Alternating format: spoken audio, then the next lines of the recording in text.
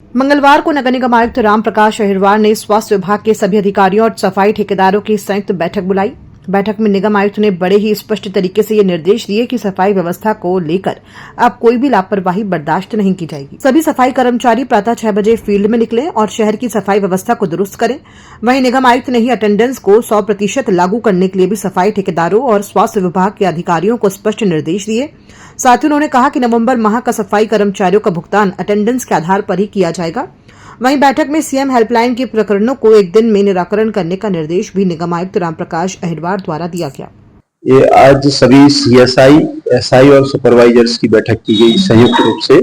इसमें हमारे स्वास्थ्य के उपायुक्त, स्वास्थ्य अधिकारी और जो आउटसोर्स एजेंसी हैं जिनके माध्यम से जो सफाई संरक्षक हैं उनको लेते हैं, साथ ही साथ ड्राइवर लेते हैं, सुपरवाइजर लेते हैं, वो सभी एजेंसी के प्रतिनिधि भी थे। और उनको ये बताया गया है कि उपस्थिति जो है फील्ड में 100% होना चाहिए, जितना अनुबंध है और जितना उनको अपेक्षित है। और इसमें काफी अभी विसंगति हम लोगों को मिल रही है और उसको व्यवस्था को लगातार सुधार करने के लिए हमारे जो अधिकारी हैं, असिस्टेंट कमिश्नर, डिप्टी कमिश्नर, वो लगातार लगे हुए हैं, लोगों के साथ बात कर रहे हैं और कर्मचारियों को भी कोई असुविधा ना हो इसके लिए भी लगभग 90 से ज्यादा लोकेशन पूरे शहर में आइडेंटिफाई कर दी है जहां से कि अटेंडेंस को ऑनलाइन कर सकते हैं। तो अभी हम लोगों ने 3 दिन में और व्यवस्था सुधारने का प्रयास करेंगे। 29 तारीख, 30 तारीख, 31 तारीख तक हमारा लक्ष्य है कि हम 100% उपस्थिति इसमें ले आए। और जो हमारे अनुबंधित एजेंसियां हैं उन्होंने भी अभी हमको यही आश्वस्त किया है कि वो लोग 2-3 दिन में इस व्यवस्था को पूरा सुधारेंगे। उद्देश्य ये है कि सभी लोग ऑन रोल हो जाए, एक बार सभी लोग व्यवस्थित हो जाए तो जो काम है हमारा, जो शहर को स्वच्छ रखना है, डोर टू डोर कलेक्शन करना है, घर से हमें सेग्रीगेटेड कचरा लेना है और प्लांट तक पहुंचाना है, प्रोसेसिंग करना है, पूरी व्यवस्था सही हो, यही उद्देश्य है। और हम लोग लगातार इसमें प्रयास कर रहे हैं। अभी लगातार हम लोग प्रयास कर रहे हैं कि सभी कर्मचारियों का अटेंडेंस हो जाए। और जो अभी कर्मचारी, जैसे किसी के पास मोबाइल नहीं है, एंड्रॉइड नहीं है, किसी के पास आधार अपडेटेड नहीं है, तो हमने सीएसआई और एसआई जो है वहां के, उनको कहा है कि ऐसे लोगों की सूची बना लेंगे और उनको सत्यापित करेंगे, क्योंकि वो उस वार्ड के लिए जिम्मेदार है। तो यदि वो सूची बनाकर उसको सत्यापित करते हैं, हेल्थ ऑफिसर उसको वेरीफाई करते हैं कि हाँ इन लोगों को कोई तकनीकी समस्या है, जो कि हर वार्ड में 2-4 लोगों की हो सकती है, तो उस पर फिर हम लोग बाद में 31 अक्टूबर के बाद विचार करेंगे कि ये क्या करना है। ये 31 तारीख तक का अभी हम लोगों ने कहा है, जो एजेंसी है, कि जितने लोगों का ऑन रोल हो जाएगा, ई अटेंडेंस हो जाएगी, हम उतना ही भुगतान कर पाएंगे। उससे ज्यादा भुगतान करने के संबंध में तो प्रश्न ही उत्पन्न नहीं होता है। जबलपुर के तिलवारा घाट पर यूपी बिहार एकता मंच द्वारा छठ महापर्व का भव्य आयोजन किया गया। सायंकालीन और प्रातःकालीन अर्घ्य में हजारों श्रद्धालुओं ने भाग लेकर सूर्यदेव को अर्घ्य अर्पित किया। मंच के महामंत्री रघु तिवारी ने बताया कि इस वर्ष आयोजन में विशेष आकर्षण के रूप में छठी मैया से जुड़ी पौराणिक कथा का जीवंत मंचन प्रस्तुत किया गया। इस प्रस्तुति में माता सीता द्वारा भगवान राम के लिए किए गए छठ व्रत का चित्रण किया गया। उन्होंने बताया कि व्रतियों ने 36 घंटे के निर्जला उपवास के बाद उगते सूर्य को अर्घ्य देकर व्रत का पारण किया। मंगलवार को जबलपुर के जीआरपी थाना क्षेत्र से एक सनसनीखेज मामला सामने आया है, जहां ट्रेन में एक यात्री की बेरहमी से हत्या कर दी गई। जानकारी के अनुसार नर्मदापुरम के बनखेड़ी निवासी शैलेश झारिया उधना एक्सप्रेस से सफर कर रहे थे, तभी अज्ञात हमलावरों ने उन पर ताबड़तोड़ 30 से 35 बार चाकू से हमला कर दिया। गंभीर हालत में घायल शैलेश को उपचार के लिए अस्पताल ले जाया गया, लेकिन इलाज के पहले ही उनकी मौत हो गई। घटना से ट्रेन में सवार यात्रियों में दहशत फैल गई। हमलावरों की पहचान और हत्या के कारणों का अब तक पता नहीं चल सका है। रेल पुलिस ने मामला दर्ज कर जांच शुरू कर दी है और आरोपियों की तलाश जारी है। जी, ये सूचना प्राप्त हुई थी कि स्पेशल ट्रेन 09040 उधना में एक युवक पर हमला हुआ है, जिसकी सूचना पर तत्काल प्लेटफॉर्म पहुंचकर युवक को अस्पताल में भर्ती कराया गया है, जो मेडिकल में रेफर हुआ है, जिसकी इलाज दौरान जो है मृत्यु हुई है। इसकी जांच जो है पुलिस कर रही है। जी, इनकी पहचान की जा रही है। शिष्य मोबाइल मिला है, परिजनों से हुई है बात। इनका नाम शैलेंद्र हाडिया है, ये नर्मदापुरम के रहने। अब इसकी पुलिस जांच कर रही है, जांच में लगे जो भी तथ्य सामने आएंगे अवगत कराए जाएंगे। जबलपुर के गौरखपुर थाना क्षेत्र से एक महिला ने अपने पड़ोसी राजेश कुशवाहा और उसके परिवार पर गंभीर आरोप लगाए हैं। महिला ने कलेक्टर को दिए आवेदन में बताया कि आरोपी अक्सर शराब के नशे में गाली गलौज करता है और उसकी बेटी के अश्लील वीडियो बनाता है। 14 अक्टूबर की शाम आरोपी ने उसके घर की बाउंड्री फांदकर भीतर घुसकर महिला से छेड़छाड़ की और बलात्कार की कोशिश की। महिला के शोर मचाने पर आरोपी की पत्नी और बेटियां भी आ गई और पूरे परिवार से मारपीट की। पीड़िता ने पुलिस में शिकायत दर्ज कराई है और कलेक्टर से न्याय व कड़ी कार्रवाई की मांग की है। आज पुलिस अधीक्षक कार्यालय में जन सुनवाई में लगभग 60 आवेदक उपस्थित हुए हैं, जिसमें मुख्य शिकायतों में परिवार संबंधी शिकायतें बहुत ज्यादा है और साइबर फ्रॉड संबंधी और धोखाधड़ी जमीन विवाद संबंधी भी शिकायतें हैं। इन सभी शिकायतों को थाना प्रभारियों को और संबंधित राजपत्रित अधिकारियों को जांच हेतु भेजा गया है। 7 दिनों के भीतर इसमें निराकरण कर आवेदक को सूचित करने हेतु बताया है। मेरा नाम अंजू कुमरे है। हम यहाँ जन सुनवाई में आए हैं एफसी ऑफिस में कि मेरे घर के बाजू में राजेश कुशवाहा है, वो कुछ महीने से इतना परेशान कर रहा है। नेट वाला पर्दा लगा, बाउंड्री थोड़ी सी उठी है लेकिन नेट वाला पर्दा लगा और मेरी बच्चियां हैं, हम लोग सब नहाते हैं तो वो छुप कर देखता है और मोबाइल से फोटो भी खींचता है और अभी नेट लगा है तो वो मोबाइल से वहां से ताका झांकी करता है। बहुत महीने से कुछ दिन बहुत परेशान कर रहा है और नहाते हैं बच्चे तो ताका झांकी करता है, मोबाइल से फोटो भी खींचता है और एक दिन बाउंड्री कूद के भी आ गया और मेरे हाथ पकड़ लिया था, गिरा दिया जमीन पर, कहता तेरे साथ गलत करूंगा। जब मैं आवाज लगाई तो मेरे बच्चे अभी दौड़ी और उन्होंने फिर बचाया। आपने शिकायत की क्या? जी शिकायत हमने की रामपुर चौकी में, तो उन्होंने आवेदन भी लिखा लेकिन ऐसे ही बना दिया कच्ची रिपोर्ट और कोई उन्होंने कार्रवाई नहीं की और हम यहाँ आज आए हैं एफसी ऑफिस में जन सुनवाई में कि हमें न्याय मिला जाए और बहुत परेशान कर रहा है वो। और हमारे उल्टा आप लोग के ऊपर भी जी हमारे ऊपर भी उन्होंने, मेरे पति के ऊपर, मेरे बेटे के ऊपर भी इल्जाम लगाया कि ये दारू पीने के लिए पैसे मांगता है और मारा पीटी हम लोग के साथ की। तो मेरे पति को उल्टा उन्होंने फंसाया गया है, लेकिन मेरे पति कभी शराब नहीं पीते, मोहल्ले वाले सब जानते, उनको मालूम है सब। तो मैं यही चाहती कि मेरे को न्याय मिले और उनके ऊपर कार्रवाई की जाए। इस आयोजन में प्रदेश भर से 26 राज्य स्तरीय प्रतिभागियों ने भाग लिया था। छात्रों, शिक्षकों और वैज्ञानिकों ने इसमें विज्ञान के सामाजिक उपयोग, पर्यावरण संरक्षण, नवाचार, स्वच्छ ऊर्जा और सतत विकास जैसे विषयों पर अपने मॉडल और विचार प्रस्तुत किए। समाज में वैज्ञानिक दृष्टिकोण को बढ़ावा देना, युवाओं में नवाचार और अनुसंधान की भावना विकसित करना और ये समझाना कि विज्ञान मानव जीवन के उत्थान का माध्यम है। बात है कि भारत सरकार के संस्कृति मंत्रालय के द्वारा जो नेहरू विज्ञान केंद्र स्थापित किया गया है उसको 5 जोनों में बांटा गया है, जिसमें से एक पश्चिम क्षेत्र का जो नेतृत्व है हमारा जबलपुर करता है।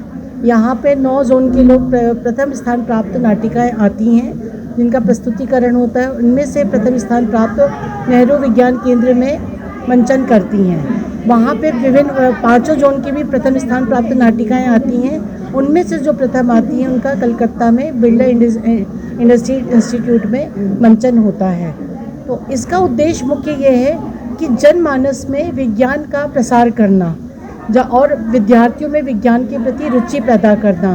और भारत सरकार, हमारी मध्य प्रदेश सरकार का एक चल रहा है जादू नहीं विज्ञान, जो जड़ी बूटी का कार्यक्रम होता है, घर झोला छाप डॉक्टर्स जो करते हैं और जो कम पढ़े लिखे ग्रामीण क्षेत्र के लोग हैं उनकी चपेट में आ जाते, उससे रोकना कि जादू नहीं विज्ञान और वैज्ञानिक मानसिकता को डेवलप करना इसका मुख्य उद्देश्य। राज्य विज्ञान शिक्षा संस्थान विगत कई वर्षों से एक राज्य स्तरीय आयोजन का करता आया है, सफलतापूर्वक आयोजन, जिसमें हम लोग पूरे मध्य प्रदेश स्टेट के स्कूली छात्रों को बुला करके एक नाटिका का आयोजन करते हैं और इसमें जो चयनित होती है नाटिका वो वेस्टर्न जोन में जाती है और वहाँ से नेशनल में compete करती है। इस आयोजन में पूरे एमपी के जितने जोन हैं उतने से एक नाटिका चयनित होकर आई हुई है।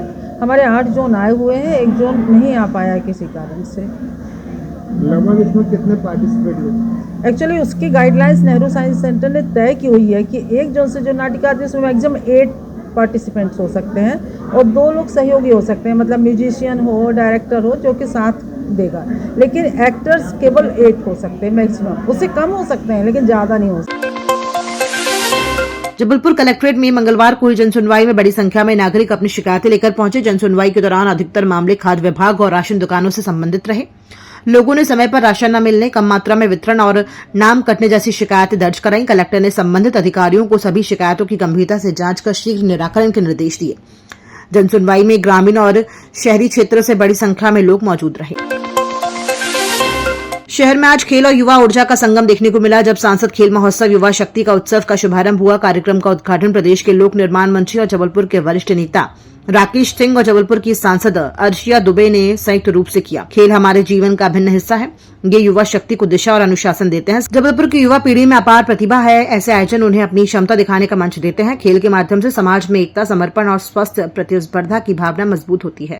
क्रीड़ा प्रतियोगिता के प्रारंभ के इस अवसर पर मेरे साथ मंच पर उपस्थित हमारे वरिष्ठ विधायक सम्मानीय अशोक रोहाणी जी, सम्मानीय अभिलाष पांडे जी, जिला पंचायत अध्यक्ष श्रीमती आशा घोटिया जी, आदि श्री अभय सिंह जी, श्री अरुण इंगले जी, श्री उमा जी, श्रीमती मधुमिता हाजरा जी और इस प्रतियोगिता में भाग लेने के लिए आए।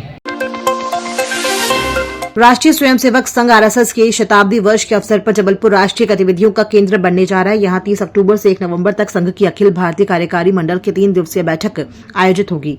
बैठक में सर संघ चालक मोहन भागवत सहित 407 वरिष्ठ कार्यकर्ता और 46 प्रांतों के पदाधिकारी शामिल होंगे। बैठक में आने वाले वर्ष के गृह संपर्क अभियान, बस्ती स्तर पर हिंदू सम्मेलन और देश समाज की वर्तमान परिस्थितियों पर चिंतन जैसे विषयों पर विस्तृत चर्चा की जाएगी। समाज जीवन के विभिन्न क्षेत्र के जो प्रमुख लोग हैं, ऐसे नागपुर के नागरिकगण थे, कुछ विदेशी विशेष निमंत्रित लोग भी वहाँ पर आए थे। तो इसके साथ ही पूरे देश भर में जगह जगह पर ऐसे विजयदशमी के कार्यक्रमों का आयोजन हुआ, बस्तियों में, मंडलों में, शाखा शाखा स्तर पर, और उसके साथ ही पूरे देश भर में शताब्दी वर्ष का शुभारंभ हुआ है। ये सामान्यतः देखने को मिला कि बड़ी संख्या में स्वयंसेवकों ने गणवेश को धारण किया और उस गणवेश में ही उन्होंने इस उत्सव में भाग लिया है। बाद में बैठक के अंत में आपको इसके संदर्भ में अधिक संख्यात्मक विवरण और कई प्रकार के गणमान्य लोगों ने इन कार्यक्रमों में सहभाग लिया। उन्होंने अपने संघ के कार्य के संदर्भ में जो अपने अनुभव थे उसको भी व्यक्त किया है। इस सब की जानकारी आपको इसकी बैठक में चर्चा होगी, इसका वृत्त भी आएगा, देश भर के अनुभव भी अपने आए हुए कार्यकर्ता बताएंगे। इसके बारे में विवरण आपको बैठक के अंतिम दिन आपको हम लोग विस्तार से देंगे। इसके साथ ही जगह जगह पर शताब्दी विषय के जो कार्यक्रमों की शुरुआत हुई है उसकी चर्चा इस बैठक में होगी। जैसे कि आप पहले से ही जानते हैं कि आने वाले समय में गृह संपर्क यानी घर घर जाने का और एक अभियान पूरे देश भर में चलने वाला है। अपने अपने प्रांत की योजना या उनकी सुविधा अनुसार तो 25 से 40 दिन तक का ये अभियान अलग अलग जगहों पर आयोजित हो रहा है। तो उस दृष्टि से उन्होंने कुछ सामग्री भी तैयार की है, साहित्य तैयार किया है, एक फोल्डर भी तैयार किया है और एक छोटी पुस्तिका है। इसको लेकर और जो पंच परिवर्तन का जो संदेश है कि किस तरीके से सामाजिक परिवर्तन की दृष्टि से पूरे समाज में सभी लोग इसमें सहभागी हो सकते हैं, कुटुंब प्रबोधन का विषय हो, सामाजिक समरसता का विषय हो या पर्यावरण के अनुसार अपनी जीवन शैली करने का विषय हो, अर्थात स्व आधारित अपना जीवन, अपने जीवन के हर क्षेत्र में उसकी अभिव्यक्ति का विषय हो, और नागरिक कर्तव्य बोध, इन विषयों को लेकर ये गृह संपर्क होगा और जिसमें सामान्य से सामान्य स्वयंसेवक घर घर तक पहुंचने का प्रयास करेंगे। अपने हर प्रांत में इसकी और कुछ प्रांतों में इस अभियान की शुरुआत भी हुई है। लगभग नवंबर, दिसंबर, जनवरी तक अधिकतम प्रांतों में ये अभियान चलेंगे। साथ साथ ही स्थानीय स्तर पर मतलब बस्ती और मंडल के स्तर पर हिंदू सम्मेलनों का आयोजन है, तो उसकी भी यहाँ पर विस्तार से चर्चा होगी और कितनी जगहों पर कितनी योजना बनी है, क्या क्या आयोजन होंगे, इसके बारे में भी सब लोग अपनी बातें बताएंगे और इसके बारे में भी संख्यात्मक वृत्त आप लोगों को बाद में हम लोग बताएंगे। और भी जो शताब्दी के अन्य कार्यक्रम है उसके बारे में लगभग सभी प्रांतों की योजना बन गई है, तो उसके बारे में भी यहाँ चर्चा होगी, जिसमें विशेषकर प्रमुख नागरिक गोष्ठी है, जिसमें विशेषकर सद्भावना बैठक की जो होने वाली है तहसील स्तर पर और खंड स्तर पर, उसके बारे में चर्चा होगी। और साथ ही युवाओं के लिए कुछ विशेष कार्यक्रमों के आयोजन हर प्रांत में होने वाले हैं, तो उसके संदर्भ में भी यहाँ पर विशेष विवरण आ जाएंगे और अपने अपने अनुभव भी बताएंगे। तो उसके संदर्भ में यहाँ पर विस्तार से चर्चा होने वाली है। इस बैठक के मुख्य विषय में शताब्दी वर्ष के आयोजनों की चर्चा ये मुख्य रूप में विषय रहेगा। जबलपुर में हुए गोलीकांड मामले ने अब नया मोड़ ले लिया है। ग्राम घनसौर की सरपंच पति दुर्गेश पटेल पर गोली चलने के मामले में घायल दुर्गेश ने संग्राम सिंह पर आरोप लगाए थे, लेकिन अब कांग्रेस ने इन आरोपों को झूठा बताया है। जिला ग्रामीण कांग्रेस अध्यक्ष संजय यादव ने अपने साथियों के साथ पुलिस को ज्ञापन सौंपकर निष्पक्ष जांच की मांग की है। उनका कहना है कि दुर्गेश पटेल पर पहले से हत्या और अन्य गंभीर अपराधों के मामले दर्ज हैं और वो भाजपा के दबाव में निर्दोष को फंसा रहा है। आनंदीबाई एक आवेदिका है शाहपुरा थाना क्षेत्र की। इनका कहना है कि इनके बेटे संग्राम सिंह को घनसौर का एक दुर्गेश पटेल जो है वो अनावश्यक फंसाने का प्रयास कर रहा है। घटना कुछ इस प्रकार की है कि 23 अक्टूबर को आकाश ढाबा में गोलीबारी हुई थी, जिसमें दुर्गेश पटेल घायल हुआ था और इनका कहना है कि संग्राम सिंह को झूठा फंसाया जा रहा है। वो अपने घर में था, सीसीटीवी फुटेज है। इनका आवेदन पत्र हम ले लिए हैं, इसमें जांच के लिए इसको तत्काल एसडीओपी पाटन को भेज रहे हैं और इसमें निष्पक्ष जांच की जाएगी और जांच में अगर ये जो भी तथ्य सामने आते हैं उसके हिसाब से वैधानिक कार्रवाई सुनिश्चित की जाएगी। कई हत्याएं कर चुका है, कई 307 के अपराध कर चुका है। वो अपराधी जानबूझ के संग्राम सिंह को फंसाने का प्रयास कर रहे हैं। इस पर जांच कराएं और राजनीतिकरण भी हो रहा थोड़ा सा, लेकिन अब इस तरह से बदला लेने की भावना से कि भाजपा में नहीं आया है तो वो संग्राम सिंह झुकने वाला नहीं, डरने वाला नहीं। दुर्गेश पटेल कौन है, क्या है? दुर्गेश पटेल एक अपराधी व्यक्ति है। उसकी पत्नी पार्षद सरपंच बन गई है वहां से घुनसौर से, और अभी जेल से छूटा है कुछ दिन पहले। वो कई बार जेल जा चुका है। उसका काम ही अपराध करना और अवैध काम करना, डीजल बेचना और जुआ सट्टा खिलवाना। बहुत अपराधी व्यक्ति है। संरक्षण भाजपा के संरक्षण में है। जबलपुर के माढ़ोताल में कॉलेज के पास दहशत फैलाने वाली पैंथर गैंग के सदस्यों को पुलिस ने गिरफ्तार कर लिया है। आरोपियों के कब्जे से बटनदार चाकू और पैंथर लिखी कार जब्त की गई है। जानकारी के मुताबिक वारदात के बाद आरोपी शहर से बाहर भागने की तैयारी में थे, लेकिन पुलिस ने पवन ढाबा के पास दबिश देकर उन्हें पकड़ लिया। गिरफ्तार आरोपियों में ऋषि ठाकुर, बेटू चौहान, प्रथम सिंह, राज और निहाल नायक शामिल हैं। बताया जा रहा है कि गैंग ने स्थानीय युवक से शराब पीने के लिए पैसे मांगे, मना करने पर गाली गलौज और जान से मारने की धमकी दी थी।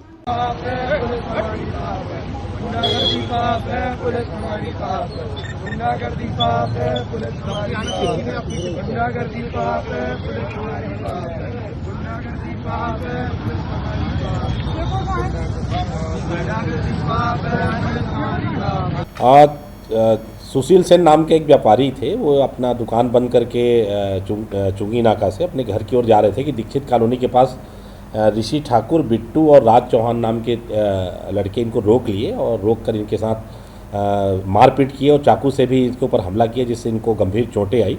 इनके खिलाफ अपराध दर्ज कर लिया गया था और ये लगातार घटना के बाद अपने घर से फरार थे। इसमें पुलिस टीमें लगाई गई थी और हमें सूचना मिली थी कि पवन ढाबा के पास ये तीनों देखे गए हैं। तत्काल थाना प्रभारी की अगुवाई में इसमें रेड की गई तो ये तीनों पवन ढाबा के पास मिल गए। तलाशी में इनके पास बटनदार चाकू भी मिला है। इन तीनों को इस प्रकरण में गिरफ्तार कर लिया गया है। इनके पुराने प्रकरण भी खंगाले जा रहे हैं और इनके खिलाफ कठोर प्रतिबंधात्मक कार्रवाई भी की जाएगी।